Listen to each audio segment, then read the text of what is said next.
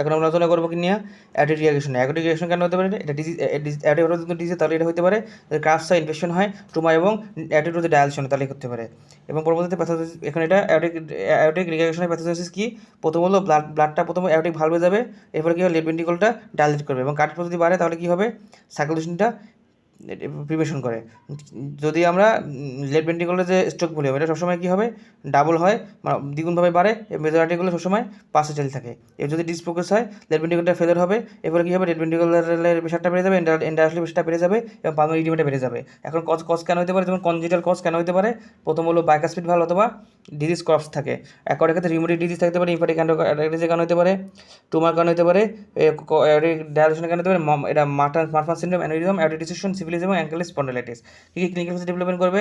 প্রথম আমরা সিমটমকে এটা mail two mail addict reaction কেন হবে? অপেন সিমটমিক থাকবে, পাবলিকেশন থাকবে। সিভিয়ার হলে কী হবে? Breathlessness angina. এবং পালসের ক্ষেত্রে আমরা কী দেখবো? লার্জ ভলিউম বা কলাসিং পালস পাওয়া যাবে, লোডে আসলে কত হবে পালস প্রেশার বেড়ে যাবে, বার্নিং ভেরিফাইল পালস পাওয়া যাবে, কার্ডিয়াক পালসেশন হবে নেল বেড়ে, যেমন কুইকনিক সাইন, ফিউমারাল ব্লিড থাকবে কতটুকু, এটা ডুরোজের সাইন, এবং হেড রেকর্ডিংয়ের পালস থাকলে তাদের ডিমোসের সাইন। মামা ক্ষেত্রে আলি ডায়ালিসিস মারমা থাকবে, সিস্টোলিক মারমা থাকবে, স্টোক ভলিউম বাড়বে, এটা অস্টিন ফিশ মারমা থাকবে, সফট মিশন সাথে আদার সিন থাকবে, ডিসপ্লেস থাকবে, অ্যাপেস বিট থাকবে, এটা প্রিসিস্টোলিক ইনপাস থাকবে, প্রোথাসন থাকবে এবং কিভিটেশন থাকবে, পালমোনারি কনজেশন থাকবে। এখন কী কী সিমটম কী থাকবে? ব্রেথলেসনেস থাকবে এবং হার্টবিটটা বেশি পাওয়া যাবে, এবং সিমটম কী হবে? হার্টবিটটা বেশি পাওয়া যাবে এবং এক্ষেত্রে প্রিভিয়াসলি কী করবে হবে? যদি লেফট সাইডে থাকে তাহলে কী হবে? স্ট্রোক ভলিউমটা, কেউ যদি লেফট সাইডে শুয়ে থাকে তাহলে কী হবে? স্ট্রোক ভলিউমটা অনেক বেড়ে যাবে, পার্কসন নষ্ট ডিসপ্লে থাকতে হবে এবং পরবর্তীতে কী থেকে কিছু সিমটম ডেভেলপমেন্ট করবে এবং পেরিফেরাল ইডিমা ডেভেলপমেন্ট করবে এবং অ্যানজেনা হবে। এক্ষেত্রে গ্যাস্ট্রিক মামাটা বেশি শোনা যাবে, কোথায় লেটের স্টার শোনা যাবে, যখন কেউ যদি এক্সপ্রেশন করতে যায় এটা থ্রিল এভাবে পাওয়া যাবে না। সিস্টোলিক মামা পাওয়া যাবে না যদি স্ট্রোক ভলিউমটা বেড়ে যায়, এবং পরবর্তীতে কী হবে?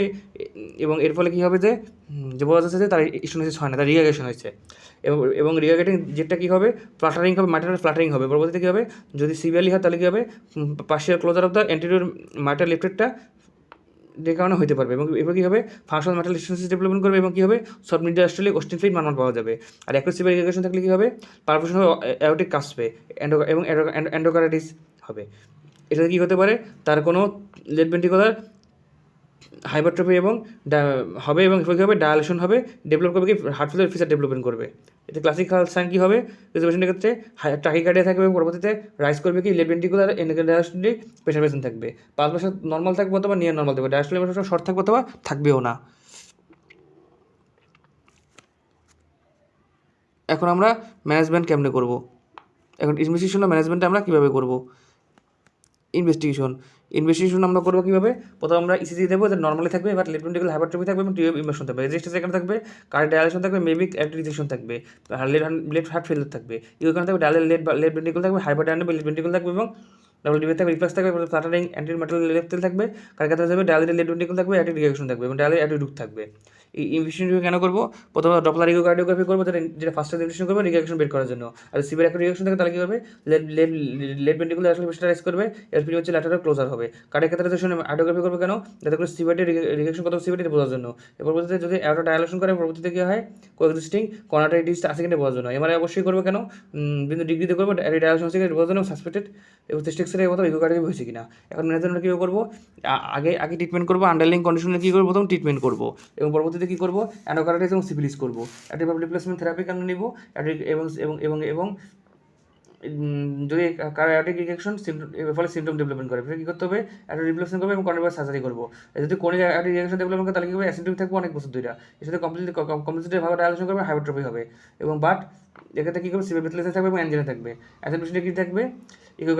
ইকোকার্ডিওগ্রাফি করবো এবং তার ভাস্কুলার সাইজটা, যাদের ভাস্কুলার সাইজটার প্রমাণ আছে, এখানে ভেন্ট্রিকুলার সাইজ বেড়ে গেছে এটা প্রমাণ করার জন্য। যদি এ ধরনের সমস্যা হয় তাহলে ইন্ডাস্ট্রি ডাইমেনশনটা ইনক্রিজ করবো 55 মিলিমিটার করবো। এর সাথে কী করবে? অ্যান্টিবায়োটিক রিপ্লেসমেন্ট করবো। এটা যদি সিস্টেম হাইপারটেনশন থাকে তাকে ভেসোডাইলেটর ইউজ করার সময় বিপি কন্ট্রোল করার জন্য। এর সাথে কিছু ইভিডেন্স থাকতে পারে, যেমন অ্যান্টিবায়োটিক রিপ্লেসমেন্ট করবে যেটা অ্যাসিম্পটমিক থাকে, পেশেন্টের ক্ষেত্রে কী করবে? সিভিয়ার রিয়াকশন হতে পারে, তাদের ক্ষেত্রে কী হবে? অ্যান্টিবায়োটিক রিপ্লেসমেন্ট সবচেয়ে বেশি দরকারি।